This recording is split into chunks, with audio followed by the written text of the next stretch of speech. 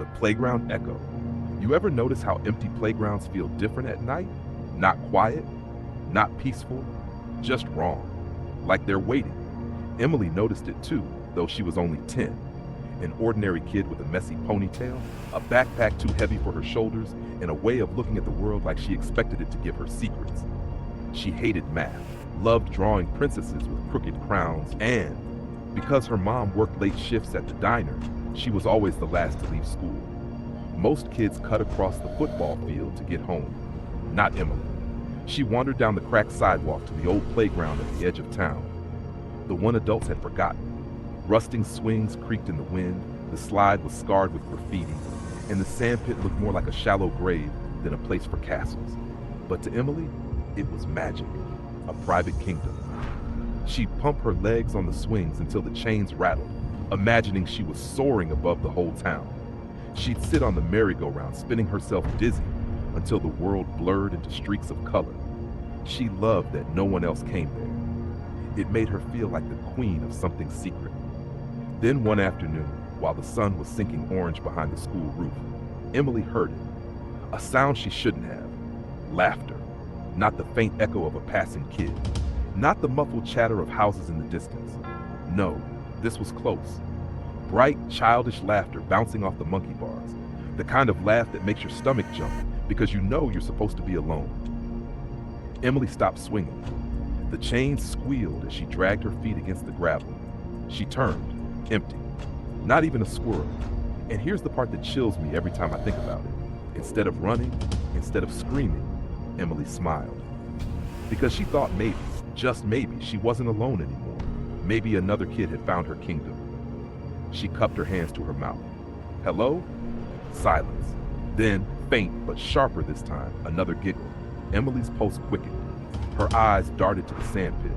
For a second, she swore she saw the grains shifting, like something underneath was breathing.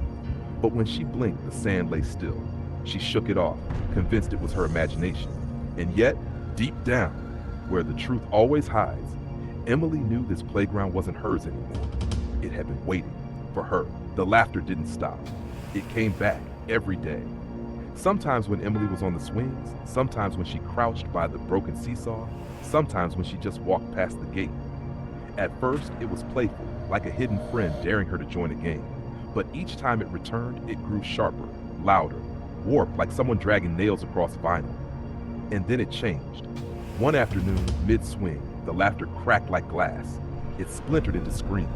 Not the shriek of a kid scared by a bug. No, this was raw, drowning terror. The kind of scream that makes your chest ache just hearing it. Emily jumped off the swing so hard her knees scraped open on the gravel.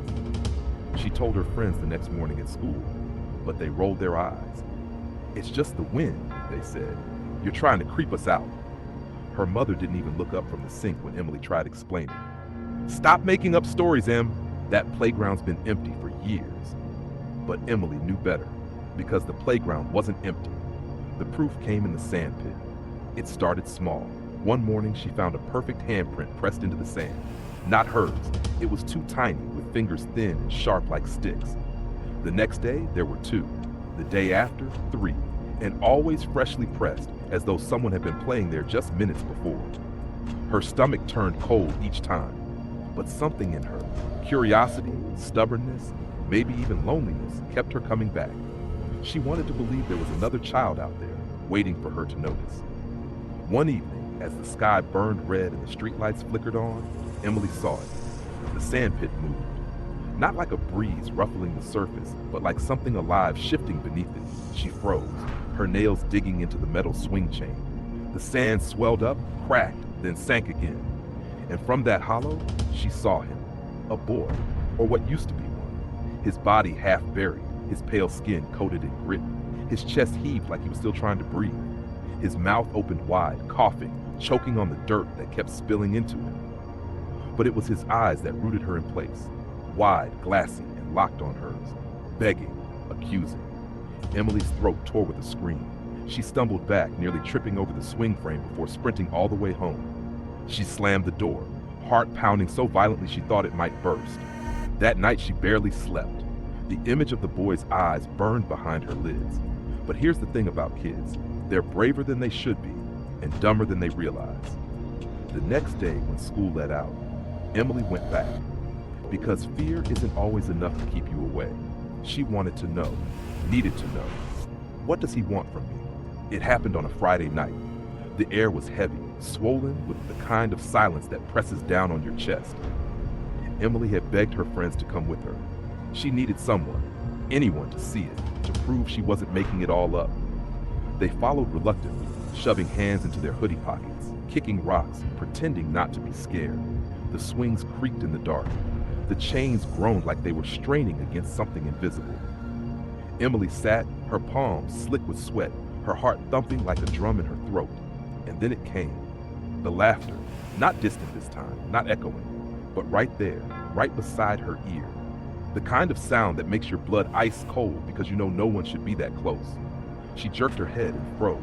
The sandpit was boiling, rising and falling like waves. And then he crawled out. The boy. His skin was gray, slick with grime. His hair dripped, though the sand beneath him was bone dry. Wetness clung to him, beads of water sliding down his face as if he'd just been pulled from a river. He gagged, coughed, and a stream of black water poured from his mouth into the sand. Then his eyes, those drowned, glassy eyes, snapped to Emily. He dragged himself forward, his arms bent at impossible angles, his fingers curling into claws. He reached for her ankles. Emily screamed. She kicked, but her shoes passed through him like smoke, then stuck, trapped. She looked down. The ground was opening. The sand, once flat and dead, churned like quicksand. It sucked at her sneakers, pulling her down inch by inch. She clawed at the swing chains, her arms shaking, but the sand was greedy, relentless. Her friends? They stood frozen, their faces pale, their mouths open, their voices stolen by terror. They wanted to help. She could see it in their eyes, but none of them moved. "Help me!" Emily shrieked, her voice cracking. But the sand only pulled harder, swallowing her calves, then her knees. The boy's grin widened, sand pouring from the gaps in his teeth. His voice came out jagged, broken like water bubbling through pipes. "Stay with me." Emily thrashed, her nails ripping against the swing's rusted metal. She kicked again, but the boy's fingers clamped tighter around her legs. The sand was up to her waist now, thick and suffocating. She gasped, chest heaving, her lungs burning as grit filled the air. Her friends finally moved. One reached forward, but too late. The sandpit roared. Emily's body jerked downward, yanked with a force too strong for anything human. The last thing she tasted was grit grinding against her teeth, choking her throat. The last thing she heard was his laughter, warped and wet, muffled by dirt pressing into her ears. And then, blackness. Emily woke in her bed.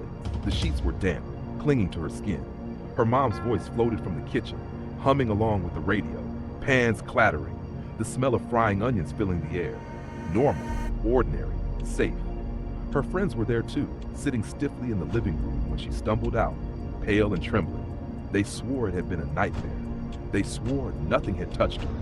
One even laughed nervously, insisting they just imagined the whole thing. Kids making up ghost stories in the dark. But Emily knew better, because when she coughed into her hand, grains of sand spilled onto her palm, tiny, glittering specks, still wet. Her throat burned like she had swallowed the entire playground.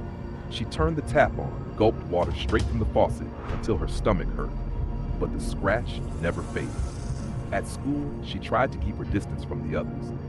Their voices blurred into background noise, but their eyes, she saw how they darted toward her when they thought she wasn't looking. She saw the way they whispered. They were scared, not of the playground, not of the boy, but of her. And she couldn't blame them, because every mirror told the truth. When she leaned over the sink in the bathroom, brushing her teeth until her gums bled, she saw shadows moving behind her, shadows that didn't belong to her. Thin arms, clawing fingers, shapes writhing just out of focus. She'd spin around, toothbrush clattering to the tile, but there was never anyone there. Just the creak of the pipes, just the quiet hum of the fluorescent light. At night, she dreamed so vivid she woke gasping, her pillow damp with tears and sweat. In the dreams, the boy's drowned eyes followed her everywhere, through school hallways, through the diner where her mom worked, through the safe little bubble of her own bedroom. He didn't speak anymore. He didn't have to. His gaze said it all. You belong to me now. And worse, sometimes she laughed in her sleep. Her mom said so. Little bursts of giggles that slipped from her throat in the dead of night. Laughter that sounded too much like his. She avoided the playground. She crossed the street when she had to walk past it, her eyes locked on the cracked sidewalk, her pace quickening until her chest hurt. She tried to stay away, tried to forget. But the thing about places like that, they don't forget you. Every gust of wind carried a sound, sometimes faint, sometimes sharp, a child's laugh. Sometimes she'd glance over her shoulder and swear she saw sand sticking to her shoes, though she hadn't stepped near the pit in weeks. Emily's world was unraveling, and deep down, she realized something terrible. She hadn't escaped the playground at all. It had followed her home. Emily grew up. Time has a way of forcing you forward, even when pieces of you are still stuck in the past. She moved to the city into an apartment with locked gates and bright streetlights that never went out. She married once, divorced once, held jobs, paid bills, smiled for photographs.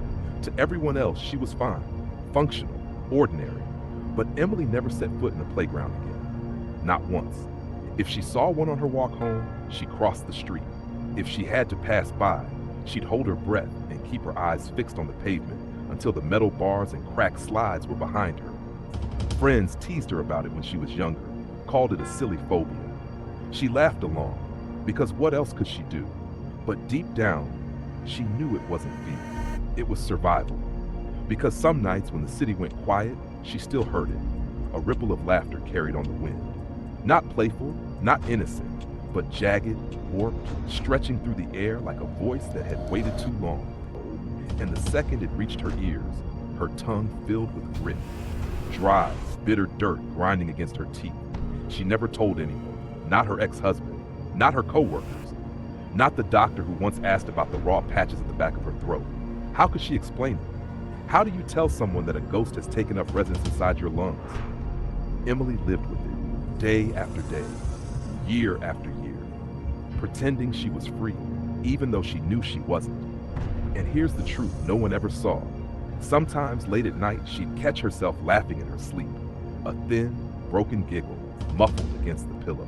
She'd wake with sand clinging to her lips, even though there was no beach, no playground, no reason for it. The boy had never let her go.